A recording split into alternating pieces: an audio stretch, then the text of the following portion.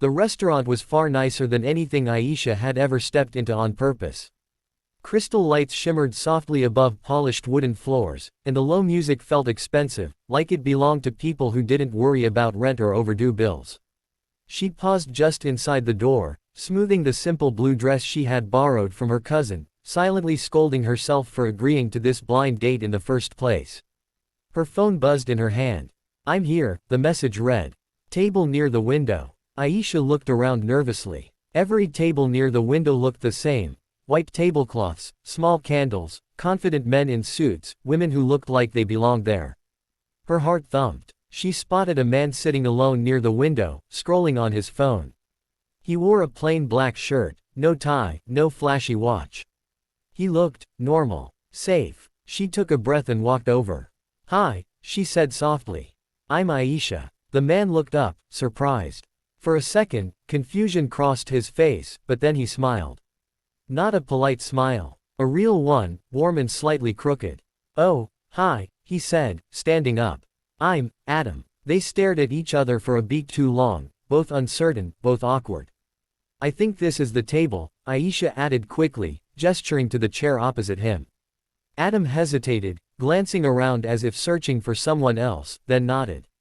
"Yeah, yes. Please, sit." She sat down, relief washing over her. He hadn't looked disappointed. He hadn't looked judgmental. That alone felt like a small victory.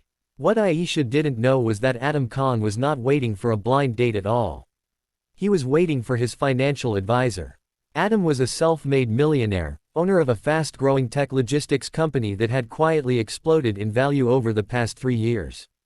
He avoided flashy clothes, hated attention, and preferred silence over small talk. Tonight's meeting was supposed to be quick, numbers, projections, done.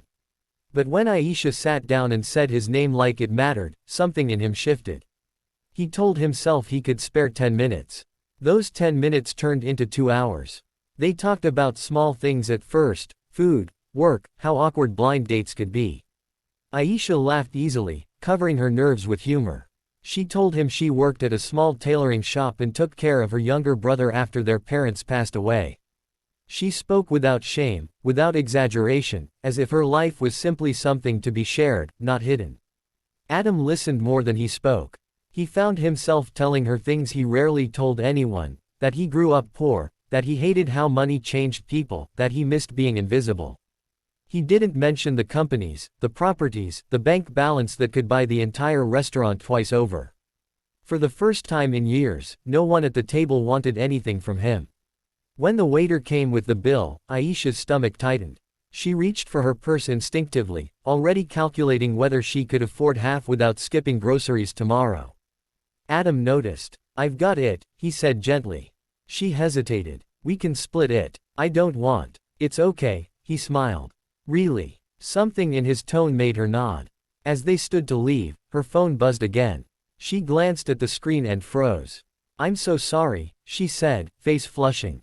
I think I sat at the wrong table." Adam raised an eyebrow. "My blind date says he's at table 12, she explained softly. "This is table 8. For a moment, Adam said nothing. Then he laughed, a genuine laugh that surprised even himself. "Well," he said, "that explains a few things." Embarrassment flooded her face. "I'm really sorry. I didn't mean to." "No," he interrupted gently. "I'm glad you did." She looked up, confused. "Would you like to sit at the right table?" he asked. She hesitated. The truth was, she didn't want to. The man she was supposed to meet had already sent 3 impatient messages filled with question marks.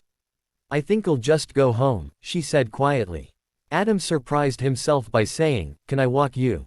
They walked side by side down the softly lit street, the night air cool and forgiving. At her bus stop, she turned to him. "Thank you," she said. "For dinner. And for not making it awkward." He smiled. "Thank you for sitting at the wrong table." They exchanged numbers. Aisha didn't expect to hear from him again. He texted the next morning. So did she. Days turned into weeks. They met for coffee, walks, simple meals. Adam never chose expensive places. Aisha never asked about his work in detail, assuming he was just another office employee trying to get by. She liked that he never tried to impress her. What she didn't see were the cars he avoided driving around her, the assistant he told not to call when she was with him, the meetings he rescheduled just to spend another hour listening to her talk about fabric patterns and childhood memories. Adam fell in love quietly. Aisha fell in love honestly. The truth came out by accident. One afternoon, Adam insisted on picking her up for lunch. When she stepped outside, a sleek black luxury car waited at the curb. A driver opened the door.